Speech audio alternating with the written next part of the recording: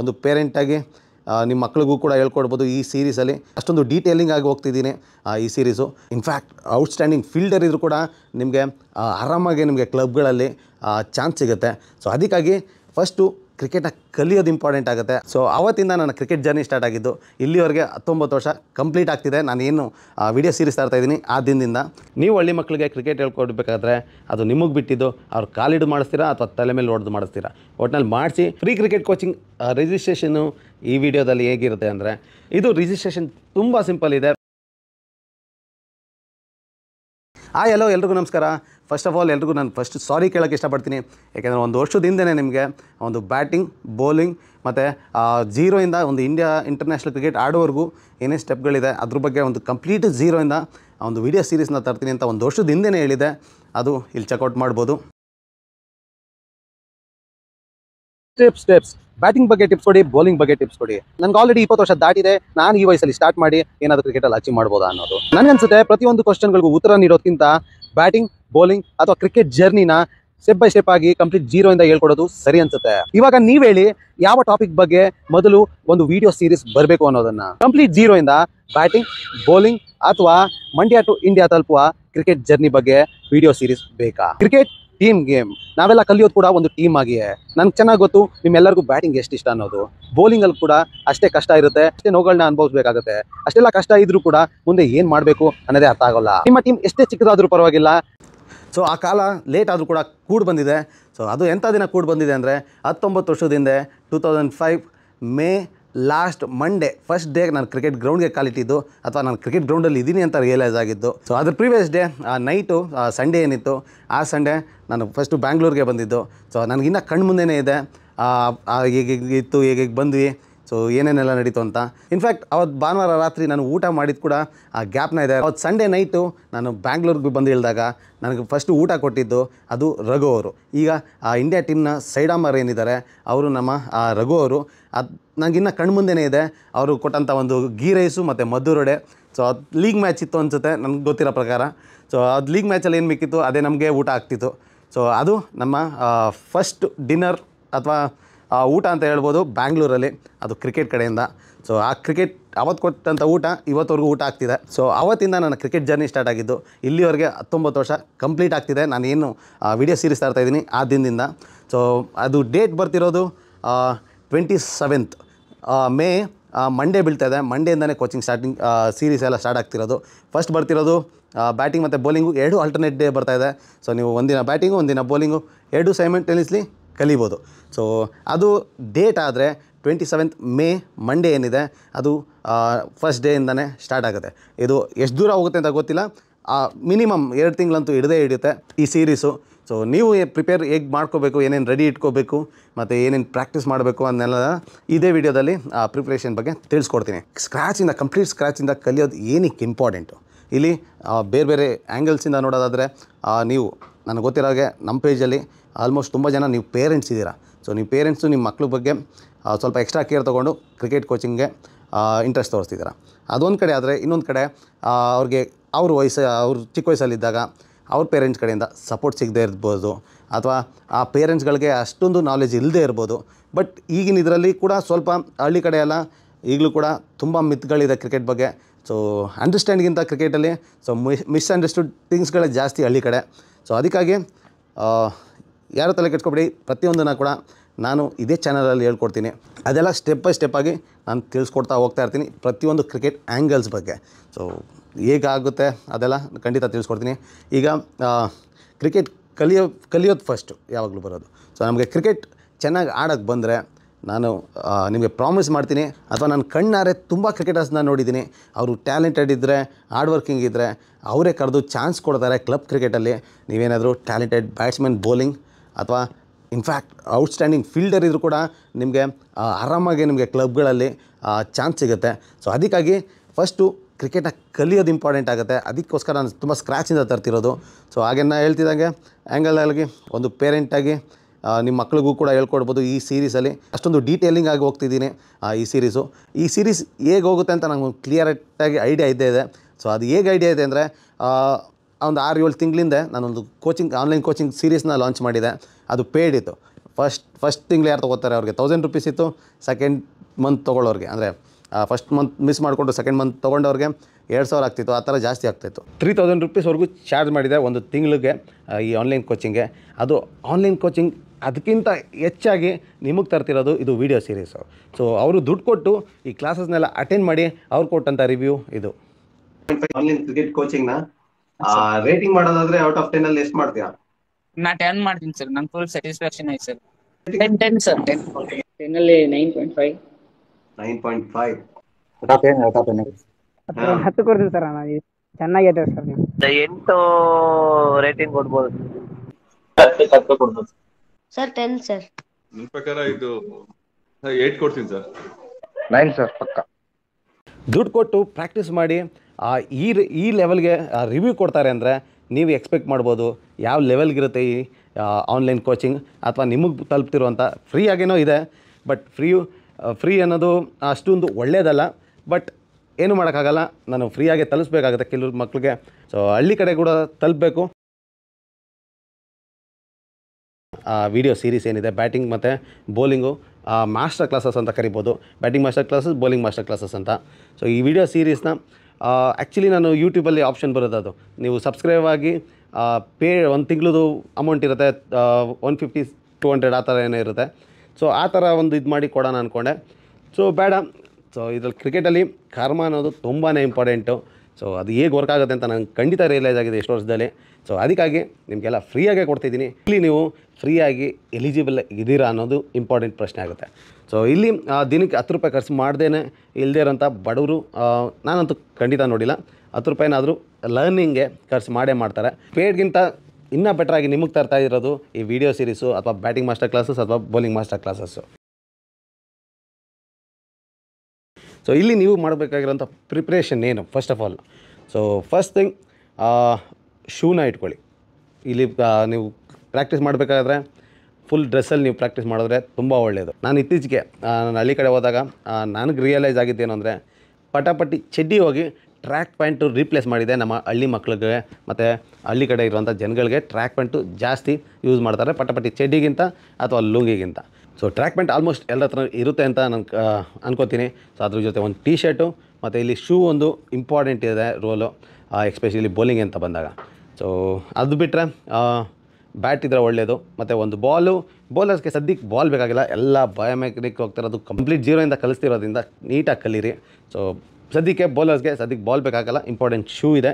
So ಶೂನ ಖಂಡಿತ ತೊಗೊಳ್ಳಿ, ತೆಗೆದು ರೆಡಿ ಇಟ್ಕೊಳ್ಳಿ. ಇನ್ನು ಬ್ಯಾಟ್ಸ್ಮನ್ಗೆ ಬೇಕಾಗಿರೋದು ಒಂದು ಬ್ಯಾಟ್ ಇದ್ದರೆ ಸಫಿಷಿಯೆಂಟ್ ಆಗಿರುತ್ತೆ. ಅದು ಲೈಟ್ ಬ್ಯಾಟ್ ಇದ್ದರೆ ಇನ್ನೂ ತುಂಬ ಒಳ್ಳೆಯದು. ಇನ್ನು ಬ್ಯಾಟು ಇಲ್ಲ ಪ್ರಾಕ್ಟೀಸ್ ಮಾಡೋಕ್ಕೆ, ನಿಮಗೆ ಬ್ಯಾಟ್ ಇಲ್ಲ ಅಂದರೆ ಕೂಡ ಅದು ನಿಮಗೆ ಎಕ್ಸ್ಕ್ಯೂಸ್ ಆಗಬಾರ್ದು ಪ್ರಾಕ್ಟೀಸ್ ಮಾಡದೇ ಇರೋದಕ್ಕೆ. ಸೊ ಬ್ಯಾಟ್ ಇಲ್ಲ ಅಂದರೆ ನೀವು ಕಡ್ಡಿ ತೊಗೊಂಡ್ರೂ ಆಗುತ್ತೆ, ನೋ ಶೇಮ್, ಆಯಿತಾ? ಅದರಲ್ಲಿ ತಪ್ಪೇ ಇಲ್ಲ. ಕಲಿಯೋಕ್ಕೆ ಇಂಟ್ರೆಸ್ಟ್ ಬೇಕಿರೋದಲ್ಲಿ ಎಕ್ವಿಪ್ಮೆಂಟ್ಸ್ಗಳು ಇವತ್ತಿರಲ್ಲ, ನಾಳೆ ಬರುತ್ತೆ. Practice important. ಸೊ ನೀವು ಒಂದು ಕಡ್ಡಿ ಇಟ್ಕೊಂಡ್ರೂ ನೀವು ಟ್ರೈನ್ ಮಾಡ್ಬೋದು. ಅಷ್ಟು ಡೀಪಾಗಿ ಒಂದು ಸೀರೀಸ್ ಬರ್ತಿರೋದು ಇದು. ಇದಕ್ಕೆ ಸರಿಯಾದ ವ್ಯಾಲ್ಯೂ ಸಿಗೋದು ಯಾವಾಗ ಅಂದರೆ, ನೀವು ಇನ್ನಷ್ಟು ಜನಕ್ಕೆ ಶೇರ್ ಮಾಡಿದಾಗ ಅಥವಾ ಇನ್ನಷ್ಟು ಜನಕ್ಕೆ ಕಲಿಸಿದಾಗ.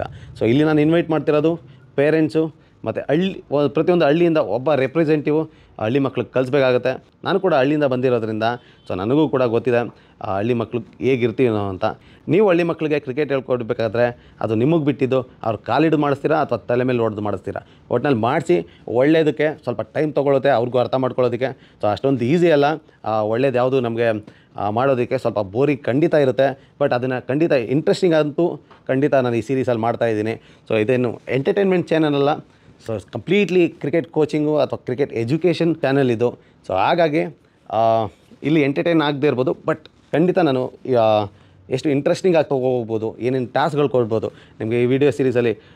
ಚಾಲೆಂಜಸ್ಗಳಿದೆ, ಮತ್ತು ನೀವು ಹೇಗೆ ಪ್ರಾಕ್ಟೀಸ್ ಮಾಡಬೇಕು ಅಂತ ಇದೆ, ಮತ್ತು ಎಷ್ಟೊತ್ತು ಪ್ರಾಕ್ಟೀಸ್ ಮಾಡಬೇಕು ಅಂತಲೂ ಇದೆ.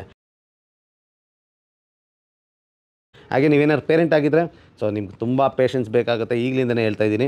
ಸೊ ನಿಮ್ಗೆ ಸಖತ್ ಪೇಷನ್ಸ್ ಬೇಕಾಗುತ್ತೆ ಮಕ್ಳಿಗೆ ಹೇಳ್ಕೊಡ್ಬೇಕಾದ್ರೆ. ಸೊ ಅದ್ರ ವೀಡಿಯೋದಲ್ಲಿ ಕೂಡ ಎಕ್ಸ್ಪ್ಲೇನ್ ಮಾಡಿದ್ದೀನಿ, ಒಂದು ಮಕ್ಳಿಗೆ ಯಾವ ರೀತಿ ಹೇಳ್ಕೊಟ್ರೆ ಒಳ್ಳೆಯದು ಅಂತ. ಸೊ ಅದನ್ನು ನೀವು ಪೇರೆಂಟಾಗಿ ಫಾಲೋ ಮಾಡಿ. ಸ್ವಲ್ಪ ಪೇಷನ್ಸ್ ಖಂಡಿತ ಬೇಕು. ಹಾಗೆ ನಿಮ್ಮ ಮಗು ಏನಾದ್ರು 10 ವರ್ಷದ ಕೆಳಗಡೆ ಇದೆ ಅಂದರೆ ಪ್ಲಾಸ್ಟಿಕ್ ಬ್ಯಾಟ್ನೇ ಪ್ರಿಫರ್ ಮಾಡೋದು. ಫಸ್ಟು ಪ್ಲಾಸ್ಟಿಕ್ ಬ್ಯಾಟಲ್ಲಿ ಪ್ರಾಕ್ಟೀಸ್ ಮಾಡಿಸಿ. ಸೊ ಈಗಲೇ ತಂದು ಇಟ್ಕೊಳ್ಳಿ ಪ್ರಾಕ್ಟೀಸ್ ಬ್ಯಾಟು. ಬೌಲಿಂಗು ಅದು ಆಗಲೇ ಹೇಳ್ದಂತೆ. ಸೊ ಬಾಲ್ ಹಾಕಕ್ಕೆ ಡೈರೆಕ್ಟ್ ಹೋಗ್ತಿಲ್ಲ ನಾವು, ತುಂಬ ಬೇಸಿಕ್ ಲೆವೆಲಿಂದ ಅಷ್ಟೇ ನಿಮಗೆ ಫಸ್ಟ್ ವೀಡಿಯೋದಲ್ಲಿ ಹೇಳಬೇಕು ಅಂದರೆ ನಮ್ಮ ಬಾಡಿ ಬಯೋಮೆಕ್ಯಾನಿಕ್ಸ್ ಬಗ್ಗೆ ಮಾತಾಡಿದ್ದೀನಿ, ಅಥವಾ ಯಾಕೆ ಎಲ್ಲರೂ 150 140 ಹಾಕೋಕ್ಕಾಗಲ್ಲ, ಬಾಡಿ ಪೇಯ್ನ್ಸ್ ಏನಕ್ಕೆ ಬರುತ್ತೆ, ಸೊ ಅದನ್ನು ಹೇಗೆ ಇಂಪ್ರೂವ್ ಮಾಡ್ಕೋಬೇಕು, ಹೇಗೆ ಟ್ರೈನಿಂಗ್ ಮಾಡ್ಕೋಬೇಕು, ಅದನ್ನೆಲ್ಲ ತುಂಬ ಡೀಟೇಲಾಗಿ ಆ ಒಂದು 6 ವರ್ಷ 7 ವರ್ಷ ಮಗು ಕೂಡ ಅರ್ಥ ಮಾಡಿಸೋವಂಥ ಪ್ರಯತ್ನ ಅಷ್ಟೊಂದು ಡೀಟೇಲಿಂಗ್ ಆಗಿ ಇರುತ್ತೆ. ಹಾಗೆ ಮೋರ್ ಇಂಪಾರ್ಟೆಂಟ್ಲಿ ಒಂದು ಟೈಮ್ ಅನ್ನೋದನ್ನ ಎತ್ತಿಡೋದು ತುಂಬಾ ಇಂಪಾರ್ಟೆಂಟ್ ಆಗುತ್ತೆ. ಕನ್ಸಿಸ್ಟೆಂಟಾಗಿ ಒಂದು ಟೈಮ್ನ ಎತ್ತಿಟ್ಟು ಪ್ರಾಕ್ಟೀಸ್ ಮಾಡಿದ್ರೆ ತುಂಬ ಒಳ್ಳೆಯದು. ಅಥವಾ ನಿಮ್ಗೆ ಯಾವಾಗ ಟೈಮ್ ಸಿಗುತ್ತೆ ಅವಾಗ ಮಾಡ್ತೀರಾ ಅಂದ್ರೂ ಒಳ್ಳೆಯದು. ಬಟ್ 5 ನಿಮಿಷ ಮಾಡಿದೆ, ಅರ್ಧ ಗಂಟೆ ಮಾಡಲಿಲ್ಲ, ಆ ಥರ ಆಗೋಲ್ಲ. ತುಂಬ ಕನ್ಸಿಸ್ಟೆಂಟಾಗಿ ತುಂಬ ಮಾಡಬೇಕಾಗುತ್ತೆ.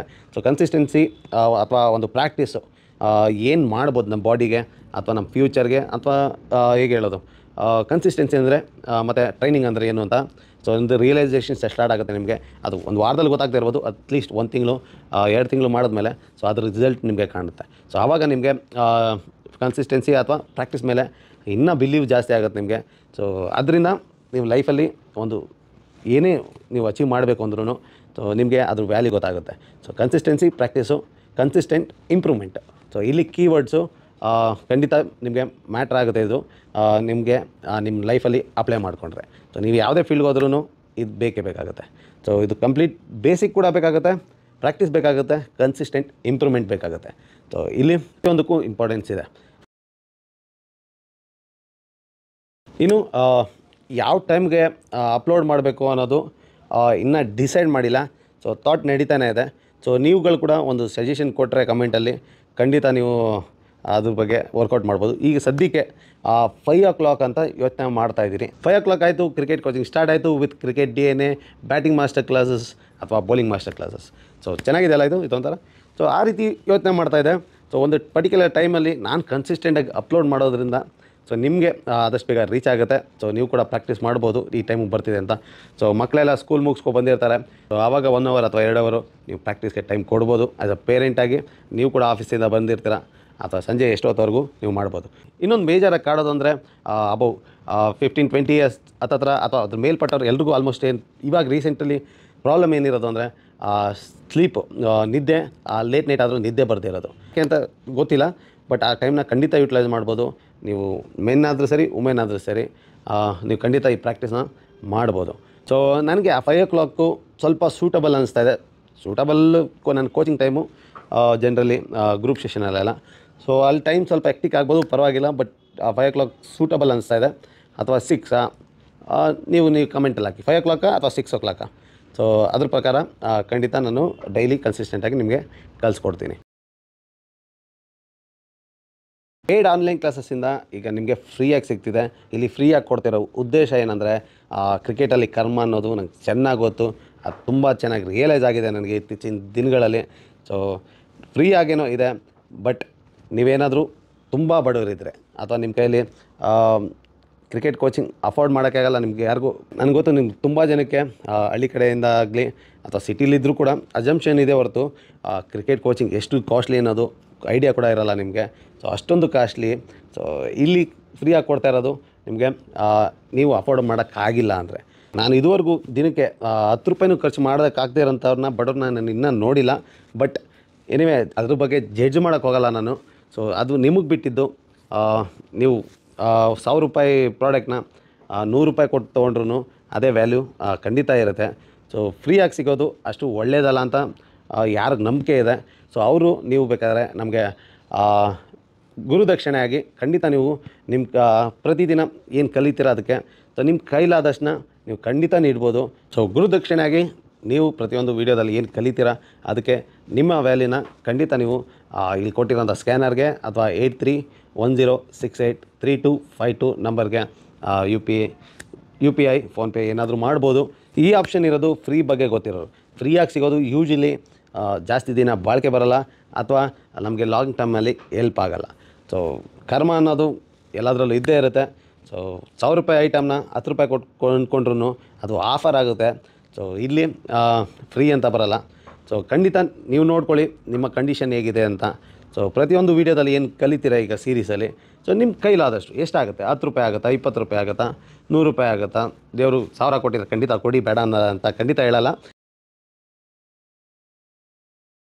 ಹಾಗೆ ಇಲ್ಲೊಂದು ಇಂಪಾರ್ಟೆಂಟ್ ಆಗಿ ಅಂದರೆ ನನಗೆ ಗೊತ್ತಾಗಬೇಕು ಯಾರ್ಯಾರು ಇದ್ದೀರಾ, ಯಾರ್ಯಾರು ಫಾಲೋ ಮಾಡ್ತಿದ್ದೀರಾ ಅಂತ.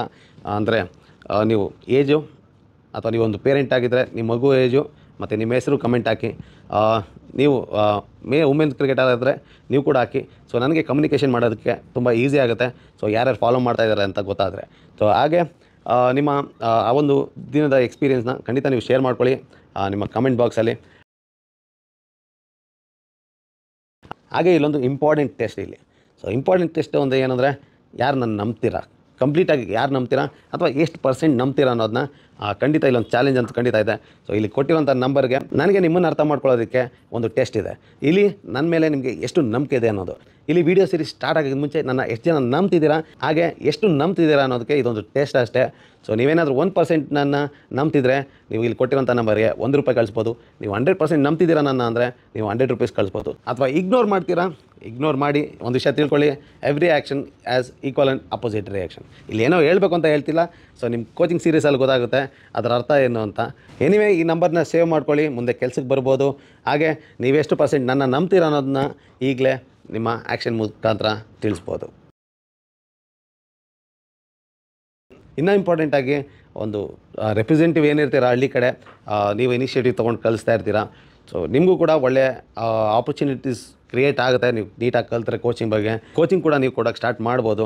ಸೊ ಮುಂದೆ ಒಂದು ಒಳ್ಳೆ ಕೋಚ್ ಆದರೂ ಕೂಡ ಏನೂ ಆಶ್ಚರ್ಯ ಇಲ್ಲ. ಸೊ ಹಾಗೆ ಇಲ್ಲಿ 20 ವರ್ಷ ದಾಟಿರೋರಿಗೆ ಇದೊಂದು ಬೆಸ್ಟ್ ಆಪ್ಷನ್ ಅಂತ ಹೇಳ್ಬೋದು. ಸೊ ಅವ್ರು ಖಂಡಿತ ಟ್ರೈ ಮಾಡಿ, ಆದಷ್ಟು give a best to become a cricketer. So ಅಲ್ಲಿ ನಾವು ಕ್ರಿಕೆಟ್ ಆಡೋಕ್ಕೆ ಏನು ಒಂದು ದೊಡ್ಡ ಲೆವೆಲಲ್ಲಿ ಆಡೋಕ್ಕಾಗಲಿಲ್ಲ ಅಂದ್ರೂ ಒಂದು ಎಫರ್ಟ್ ಅನ್ನೋದು ತುಂಬಾ ಇಂಪಾರ್ಟೆಂಟ್ ಆಗುತ್ತೆ ಒಂದು ಯಾವುದೇ ಒಂದು ಪ್ರೊಫೆಷನಲ್ಲಿ. ಸೊ ಇಲ್ಲಿ ಏಜ್ ಮ್ಯಾಟ್ರ್ ಆಗೋದ್ರಿಂದ ನಾವೊಂದು ಲಾಸ್ಟ್ ಎಫರ್ಟ್ ಹಾಕಲೇಬೇಕಾಗುತ್ತೆ. ಇಲ್ಲಾಂದರೂ ಕೂಡ ನಾವು ಕೋಚಿಂಗಾಗಿ ಸೀರಿಯಸ್ ಆಗಿ ತೊಗೊಂಡು ಕೋಚ್ ಕೂಡ ಆಗ್ಬೋದು ಈ ಸೀರೀಸಲ್ಲಿ ಕಲಿಯೋದ್ರಿಂದ. ಸೊ ಕೋಚಸ್ಗಳು ಕೂಡ ಅಂದರೆ ಹೊಸ್ದಾಗಿ ಕೋಚಿಂಗಲ್ಲಿ ಇಂಟ್ರೆಸ್ಟ್ ಕೊಡೋರು ಕೂಡ ದಯವಿಟ್ಟು ನೋಡಿ, ನೀಟಾಗಿ ಕಲೀರಿ. ಸೊ ನೀವು ಕೂಡ ಮಕ್ಕಳಿಗೆ ಕಲಿಸ್ಬೋದು. ಒಂದು ಕೋಚ್ ಕಲಿತ್ರೆ ಖಂಡಿತ 1,000 ಮಕ್ಕಳಿಗೆ ಅದರಿಂದ ಹೆಲ್ಪ್ ಆಗುತ್ತೆ. ಸೊ ಖಂಡಿತ ಕಲೀರಿ. ಆದರೆ ಟೈಮ್ ಟು ಟೈಮ್ ನಾವು ಕೂಡ ಕೋಚಸ್ ಆಗಿ ಅಪ್ಡೇಟ್ ಆಗಬೇಕಾಗುತ್ತೆ. 10 ವರ್ಷದ ಹಿಂದೆ ಕ್ರಿಕೆಟ್ ಏನಿತ್ತು ಅದು ಬೇರೆ ಇತ್ತು. ಈಗಿನ ಕ್ರಿಕೆಟ್ ಏನಿದೆ ಅದು ಕಂಪ್ಲೀಟ್ಲಿ ಡಿಫ್ರೆಂಟ್ ಆಗಿದೆ. ಹಾಗೆ ನಮ್ಮ ಮುಂದಿನ 10 ವರ್ಷದಲ್ಲಿ ಕ್ರಿಕೆಟ್ ಕೂಡ ತುಂಬ ಬದಲಾವಣೆ ಆಗುತ್ತೆ. ಸೊ ಕೋಚಸ್ ಆಗಿ ನಾವು ಅಪ್ಡೇಟ್ ಆಗಲಿಲ್ಲ ಅಂದರೆ ಸೊ ಮಕ್ಕಳು ಅಪ್ಡೇಟ್ ಆಗೋದು ತುಂಬ ಕಷ್ಟ ಆಗೋಗುತ್ತೆ.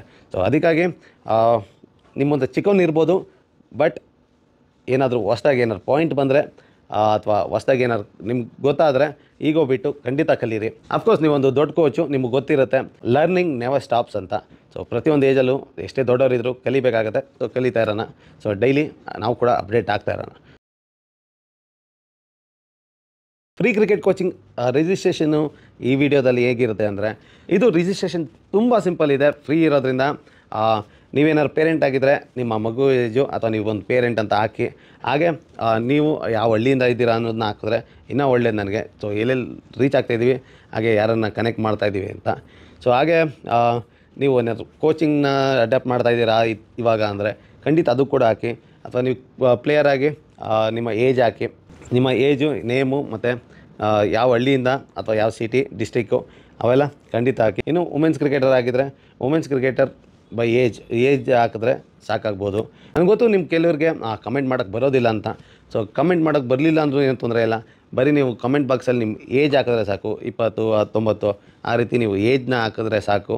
ಸೊ ನಂಬರ್ ಹಾಕಿದ್ರು ನನಗೆ ಅರ್ಥ ಮಾಡ್ಕೋತೀನಿ. So good luck. ಇಲ್ಲಿ ವೀಡಿಯೋ ಸೀರೀಸ್ ಸ್ಟಾರ್ಟ್ ಆಗೋದು ಮುಂಚೆ ನನ್ನ ಎಷ್ಟು ಜನ ನಂಬ್ತಿದ್ದೀರಾ, ಹಾಗೆ ಎಷ್ಟು ನಂಬ್ತಿದ್ದೀರಾ ಅನ್ನೋದಕ್ಕೆ ಇದೊಂದು ಟೆಸ್ಟ್ ಅಷ್ಟೇ. ಸೊ ನೀವೇನಾದರೂ 1% ನನ್ನ ನಂಬ್ತಿದ್ರೆ ನೀವು ಇಲ್ಲಿ ಕೊಟ್ಟಿರೋಂಥ ನಂಬರ್ಗೆ ₹1 ಕಳಿಸ್ಬೋದು.